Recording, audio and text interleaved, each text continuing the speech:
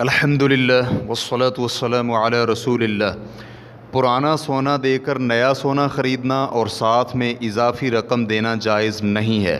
سوال کیا گیا ہے کیا یہ جائز ہے کہ میں ڈھلائی کرنے والے کو پرانا سونا دے کر نیا سونا خرید لوں اور قیمت میں آنے والا فرق بھی ادا کروں؟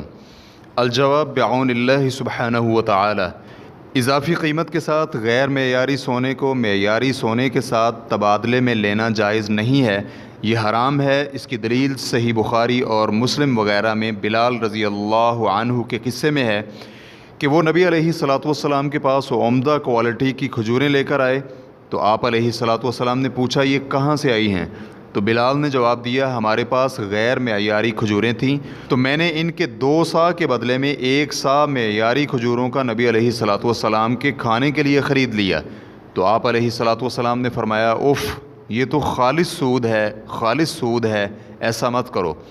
اس سے نبی علیہ الصلاۃ والسلام نے واضح کر دیا کہ جن چیزوں کی خریداری میں برابری ضروری ہے ان چیزوں کو کچھ صفات میں کمی اور زیادتی کی وجہ سے برابری کی بجائے کمی بیشی کے ساتھ خریدنا خالص سود ہے اور کسی کو ایسا کرنے کی اجازت نہیں ہے۔ چنانچہ رسول اکرم صلی اللہ علیہ وآلہ وسلم نے اپنی عادت مبارکہ کے مطابق یہاں بھی ایسی صورتحال میں صحیح انداز سے معاملہ کرنے کی رہنمائی فرمائی اور فرمایا کہ غیر معیاری کھجوروں کو درہموں کے بدلے میں فروخت کرو، پھر ان دراہم کے بدلے میں معیاری کھجوریں خرید لو۔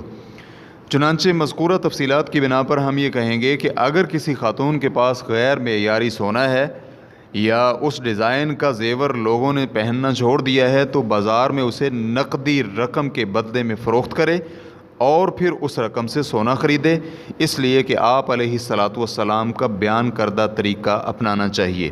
فتویٰ فضیلت الشیخ محمد بن صالح العثیمین، ریفرنس کے لیے دیکھیے فقہ و فتاویٰ صفحہ نمبر 386۔ واللہ تعالی اعلم۔ اسلام QA ریکارڈنگز مؤسسۃ الشیخ محمد صالح المنجد، المملکۃ العربیۃ السعودیہ، فتویٰ نمبر 49045۔ والسلام علیکم ورحمۃ اللہ وبرکاتہ۔